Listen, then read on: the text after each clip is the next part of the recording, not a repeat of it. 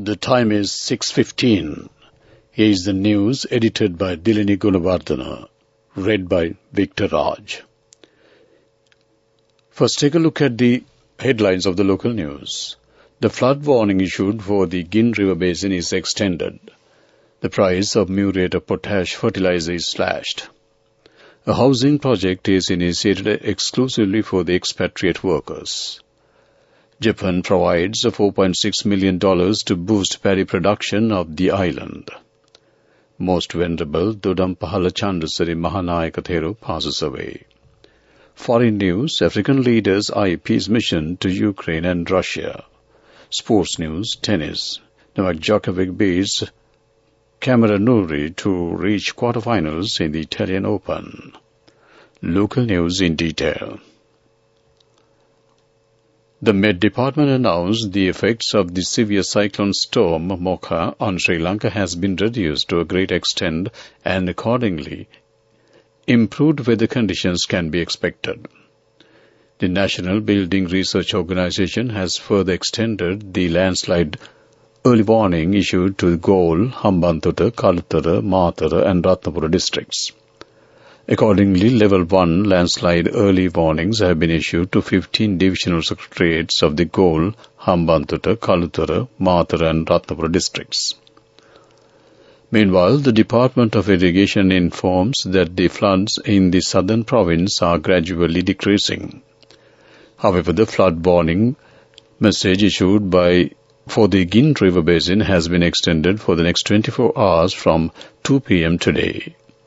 The department warns that there may be a significant level of flooding in the low-lying areas of the Gin River situated in Badigama, Niagama and Nagoda Divisional Secretariat divisions.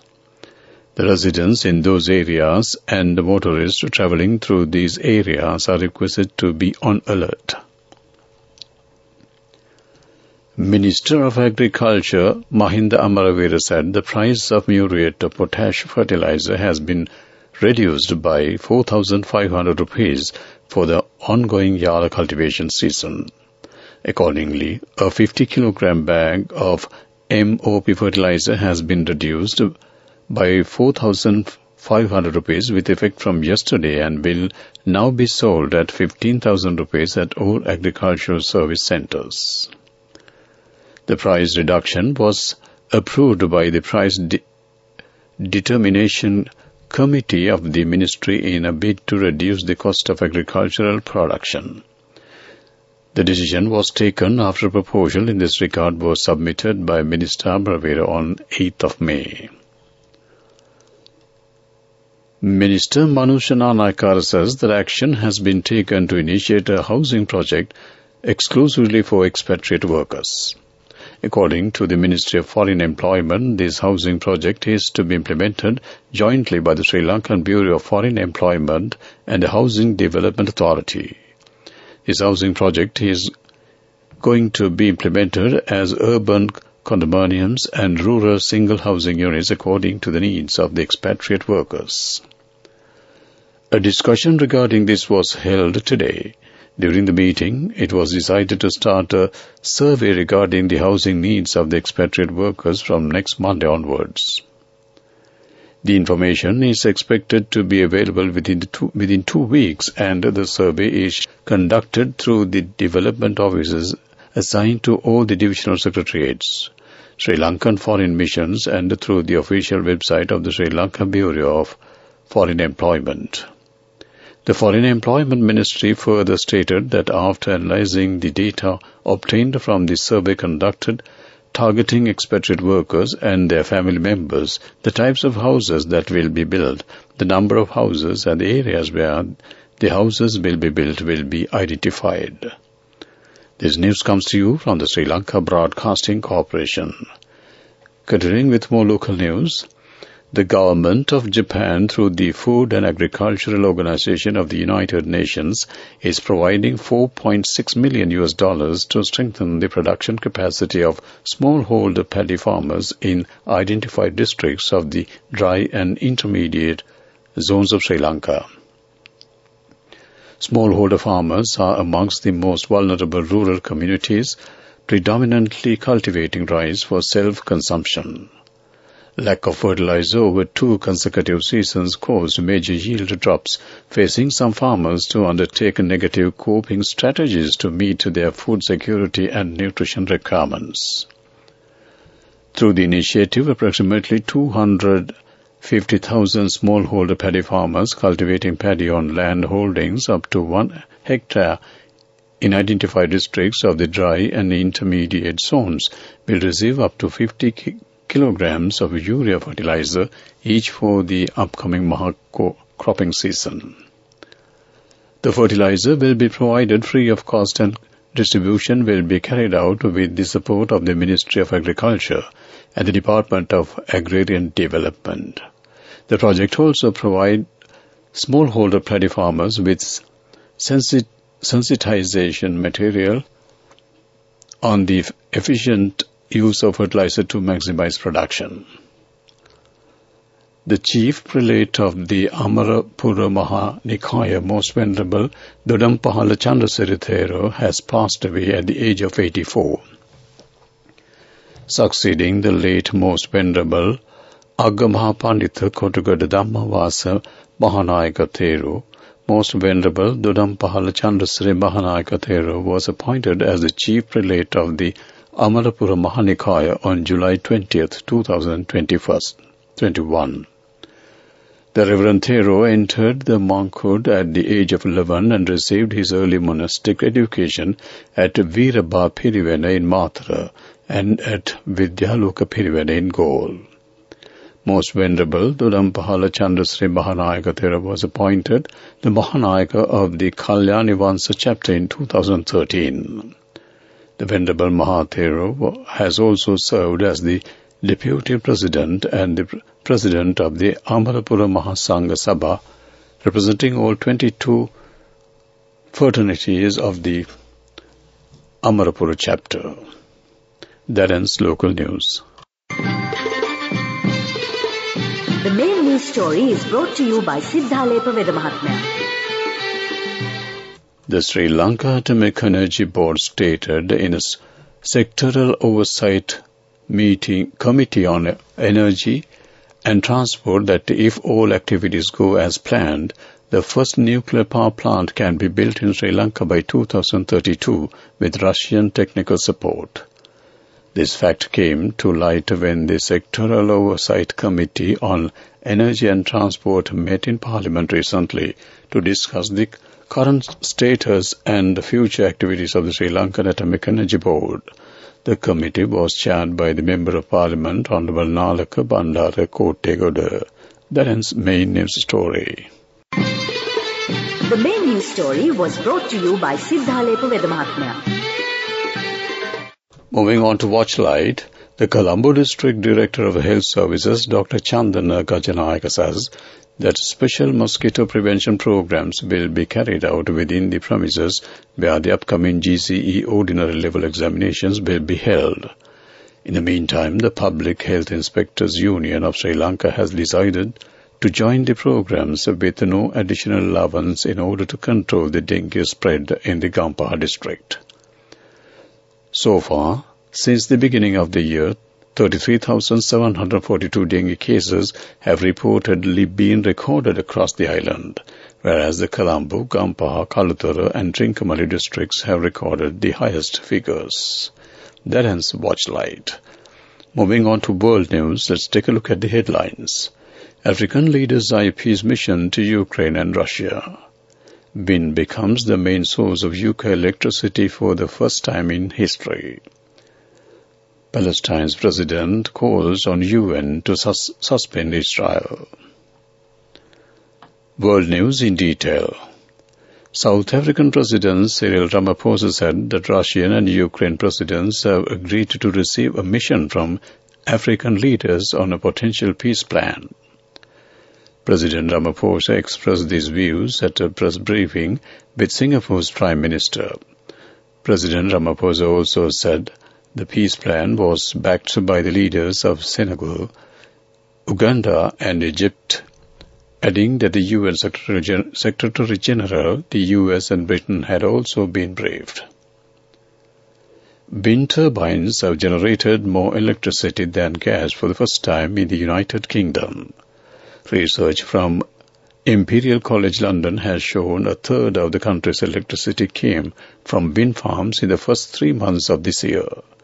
National Grid has also confirmed that April saw a record period of solar energy generation. The UK aims for all of its electricity to have net zero emissions by 2035.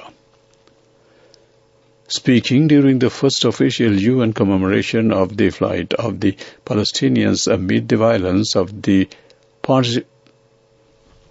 partition of Palestine 75 years ago, Palestinian President Mahmoud Abbas urged the United Nations to suspend Israel's membership in the world body unless it ends its aggression against Palestinians and implement UN resolutions establishing separate Israeli and Palestinian states as well as the return of Palestinian refugees. Counting around 1,000 resolutions adopted by the UN General Assembly, Security Council and Human Rights Council related to Israel, the Palestinian president questioned why none of these were ever implemented. To wrap up the world news, let's take a look at the headlines once again. African leaders eye peace mission to Ukraine and Russia. Wind becomes the main source of UK electricity for the first time in history. Palestine's president calls on UN to suspend Israel. That ends world news. Development news. The Cabinet of Ministers has granted approval to import 25,000 metric tons of urea fertilizer. Taking into account the amount of urea fertilizer available in the 2 government fertilizer companies and the private sector and the remaining stocks in agricultural services centers, it has been identified that about 25,000 metric tons of urea fertilizer should be further imported for the 2023 Yala season. Accordingly, the Cabinet approved the proposal presented by the Minister of Agriculture to import 60% of the needed amount of fertilizer by Lanka Fertilizer Company and 40% by Colombo Commercial Fertilizer Company Limited. That ends development news. Moving on to sports news, defending champion Novak Djokovic reached his 17th successive Italian Open quarter-final with a tense victory over British number 1 Cameron Norrie. Djokovic, who will be replaced as world number 1 by Carlos Alcaraz next week, won 6-3, 6-4 in Rome. The mood in a teshy encounter worsened in the second set when Norrie smashed an overhead into the ankle of Djokovic, who had already given up the point. Djokovic faces 7th seed Holger Rune or qualifier Alexei Popyrin next. Djokovic's preparation for the French Open has been disrupted by injury, but he is finding form in time for his bid for the 23rd Grand Slam single title when it starts on 28th of May. That ends sports news. Go ekaktiana youth ekat life eke change ekat niyameta set wenna as wahagena dakapu hina habe karanna youth ekat niyameta set wenna friendship එක menna. The all-new NSB Ithru account, NSB IM, a plan for your dream. Business News, sponsored by National Savings Bank, the safest place for your money. Rochelle Manpower Agency was honored with a 5-star award at the Golden Awards 2023, organized by the Sri Lanka Bureau of Foreign Employment. The Golden Awards was organized to recognize foreign employment agencies that are making a significant contribution to the development of the foreign employment sector, which is a major source for foreign exchange. The ceremony was held at the BMICH. Nadisha Dilrukshi, director of the company, received the award. That ends business news.